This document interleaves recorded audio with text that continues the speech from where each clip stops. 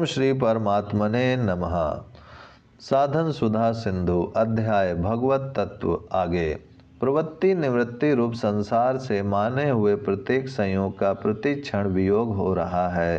कारण यह है कि संसार से माना हुआ संयोग अस्वाभाविक और उसका वियोग स्वाभाविक है। विचार पूर्वक देखा जाए तो संयोग काल में भी वियोग ही है, अर्थात संयोग है ही नहीं, परंतु संसार से माने हुए संयोग में भेद सद्भाव सत्ता भाव कर लेने से वियोग का अनुभव नहीं हो पाता।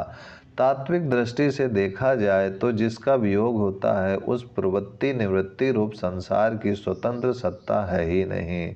जैसे बाल अवस्था से वियोग हो गया तो अब उसकी सत्ता कहाँ है। जैसे वर्तमान में भूतकाल की सत्ता नहीं है, वैसे ही वर्तमान और भविष्यत काल की भी सत्ता नहीं है। जहाँ भूतकाल चला गया वहीं वर्तमान जा रहा है और भविष्यत काल भी वहीं चला जाएगा। इसलिए भगवान ने गीता में कहा है, असत्य की तो सत्ता विद्यमान नहीं है और सत्य का अभाव विद्यमान नहीं है। इन दोनों का ही तत्व ज्ञानी महापुरुषों के द्वारा देखा गया है। प्रवृत्ति निवृत्ति रूप संसार से वियोग का अनुभव होने पर सहज निवृत्ति रूप वास्तविक तत्व का ज्ञान हो जाता है और वियुक्त होने वाले संसार की स्वतंत्र सत्ता स्वीकार न करने से वह तत्व ज्ञान दृढ़ हो जाता है। तत्व प्राप्ति का उपाय। तत्व को प्राप्त करने का सर्वोत्तम उपाय है एकमात्र तत्व प्राप्ति का ही उद्देश्य बनाना। वास्तव में उद्देश्य पहले बना है और उस उद्देश्य की सिद्धि के लिए मनुष्य शरीर पीछे मिला है, परंतु मनुष्य भोगों में आसक्त होकर अपने उस तत्व प्राप्ति के उद्देश्य को भूल जाता है। इसलिए उस उद्देश्य को पहचान कर उसकी सिद्धि का दृढ़ निश्चय करना है। उद्देश्य पूर्ति का निश्चय जितना दृढ़ होता है उतनी ही तेजी से साधक तत्व प्राप्ति की ओर अग्रसर होता है। उद्देश्य की दृढ़ता के लिए सबसे पहले साधक बहिकरण इंद्रिय दृष्टि को महत्व न देकर अंतःकरण बुद्धि अथवा विचार दृष्टि को महत्व दे। विचार दृष्टि से दिखाई देगा कि जितने भी शरीर आदि सांसारिक पदार्थ हैं वे सब के सब उत्पत्ति पहले भी नहीं थे और विनाश के बाद भी नहीं रहेंगे एवं वर्तमान में भी वे निरंतर बदल रहे हैं। तात्पर्य यह है कि सब पदार्थ आदि और अंत वाले हैं। जो पदार्थ आदि और अंत वाला होता है वह वास्तव में होता ही नहीं, क्योंकि यह सिद्धांत है कि जो पदार्थ आदि और अंत में नहीं होता वह वर्तमान में भी नहीं होता।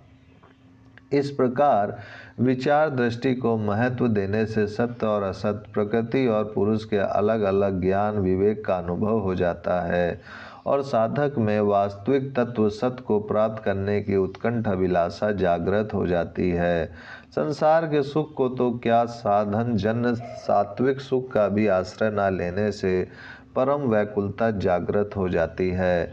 फलतः साधक संसार असत्य से सर्वथा विमुख हो जाता है और उसे तत्व दृष्टि प्राप्त हो जाती है, जिसके प्राप्त होने से एकमात्र सत्य तत्व भगवत तत्व की सत्ता का अनुभव हो जाता है। व्यवहार के विविध रूप। साधारण विषयी पुरुष, विवेकी साधक पुरुष और तत्वज्ञ सिद्ध पुरुष तीनों के भाव अलग अलग होते हैं। साधारण पुरुष संसार को सत्य मानकर राग द्वेष पूर्वक प्रवृत्ति या निवृत्ति रूप व्यवहार करते हैं। इसके आगे विचार दृष्टि की प्रधानता वाले विवेकी पुरुष व्यवहार राग द्वेष रहित एवं शास्त्र विधि के अनुसार होता है।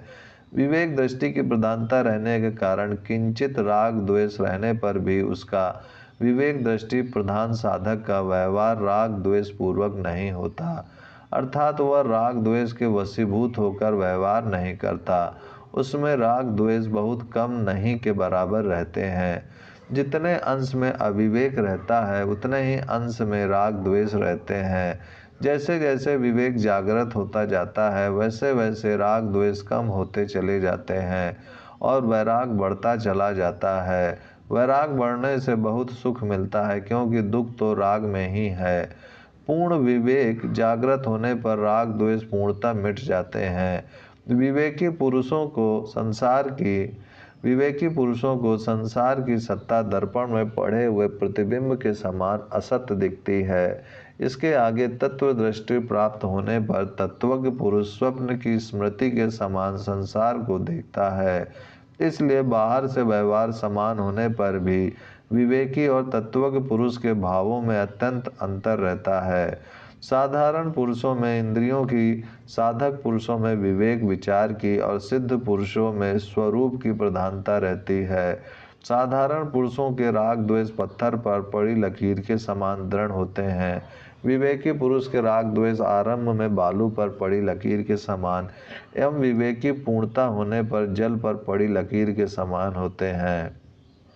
तत्वज्ञ पुरुष के राग द्वेष आकाश में पड़ी लकीर के समान, जिसमें लकीर खींचती ही नहीं केवल अंगुली दिखती है, होते हैं, क्योंकि उसकी दृष्टि में संसार की स्वतंत्र सत्ता नहीं रहती। ओम शांति शांति शांति।